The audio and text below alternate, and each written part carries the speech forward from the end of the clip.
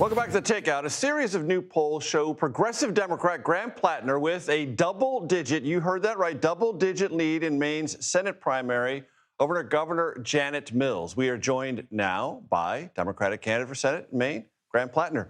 Graham, it's good to have you on the program. I appreciate you taking the time. Let me just ask you straight up, do you believe the primary contest with you and the governor is effectively over? I'm not.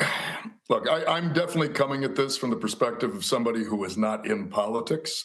I was an oyster farmer full time up until August of last year. And, I'm engaged in a political primary against the sitting governor who has a lot of support from the political establishment. And so for me, there's kind of, I, we're going to continue pushing forward the way we've been pushing forward, regardless. And in some ways, what's lucky for us is that the kind of campaign that we've built, which is so focused on organizing and so focused on being out all around the state, talking to people directly, it essentially looks the same whether or not we're in a primary or we aren't. It's this exact strategy that I think is going to build the power to beat Susan Collins come November, and we're just going to continue moving on with that. Because it has been written that internally your campaign is really not focused on the governor anymore and is girding for a general election campaign. Is that true? I mean, it would be true in the sense that we're just continuing to build exactly what we've been building. It's the electoral strategy to beat Susan Collins, in my opinion, needs to be one that is focused on engaging with Mainers directly, which means field organizing, means going out into communities and holding very public town halls, being very accessible to people. That strategy is what we've been doing since August, and we're going to continue doing exactly that. And so we haven't shifted anything, I'll be entirely honest. We're just continuing to put our energy and our time into building out that exact same kind of strategy. And we're going to keep doing it after the primary once we win, but it's going to continue looking essentially like what we're building right now.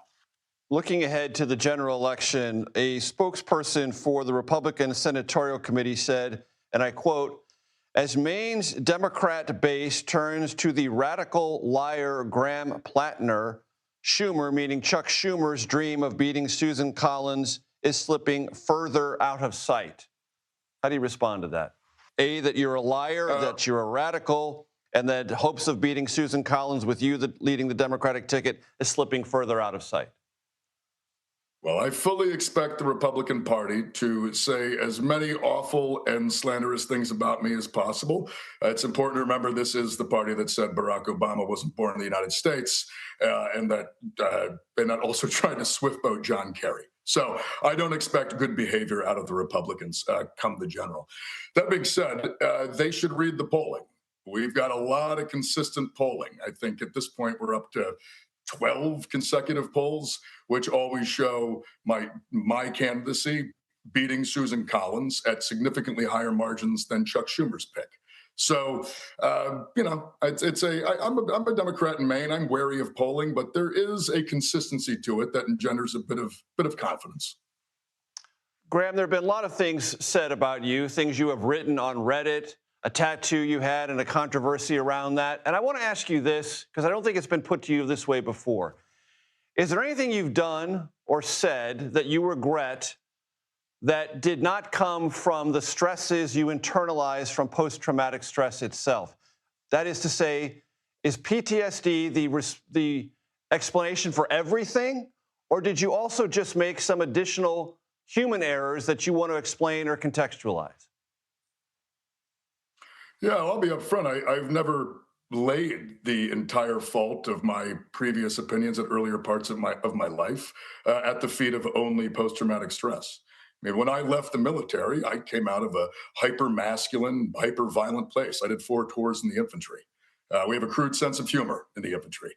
We certainly have I would say, narrow view of a lot of topics. And that colored my opinions and my beliefs. Once I left and came out and interacted in the civilian world with lots of different people with very different experiences than my own, many of those beliefs and thoughts and even just language changed significantly over time.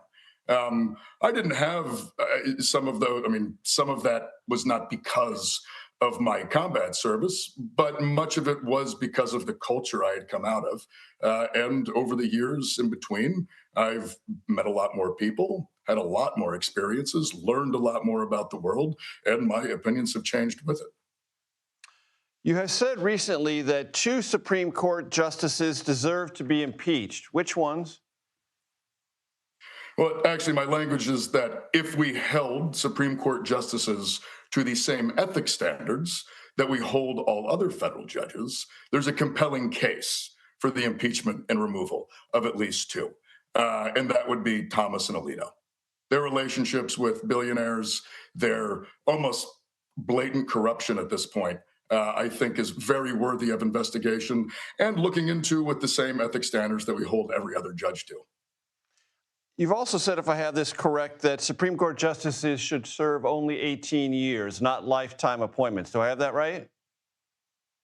Yes, I'm very much for term limits for Supreme Court justices. I So think that lifeline. let me ask you about this in that sense. Ruth Bader Ginsburg served on the court for 27 years, Thurgood Marshall, 24 years, Earl Warren, 16 years. But Earl Warren went on the record after retiring from the court saying he wished he never had, that he should have stayed on the court to preserve the court's orientation that he saw, which was a liberal/progressive one, as Chief Justice. So with that as context, and I imagine you think those are all three substantially important justices in the history of the Supreme Court, why 18 years? Yes. Because I think that lifetime appointments are inherently undemocratic. That's why. And one of my issues with kind of structures is that you wind up with situations where you can always point to it and say, well, if it would have been good because of these very specific people that were in it. And that could be true. But other times we find ourselves with not like we don't always have the Warren Court. And I do think that putting in term limits and structural impediments to people staying forever and allowing far more significant input from the the elected bodies of our government, whether it be the executive or the legislative, that is inherently a more democratic outcome. And I'm always kind of looking for structural fixes to make our democracy more democratic. Before I let you go, since this is Artemis II Day, Graham, if you were in the Senate and you had to choose or prioritize, as sometimes you're going to ask to be doing when it comes to budgets and spending, what's more important to you, Medicare for all or future NASA missions to the moon and Mars? Medicare for all. Not close? Not even close. Providing health care to Americans, giving people good lives full of dignity and fulfillment, that comes before anything else, in my opinion. Graham Platner, you're always welcome on the program. I hope this is the first of several conversations. Thank you very much, Major. I appreciate it.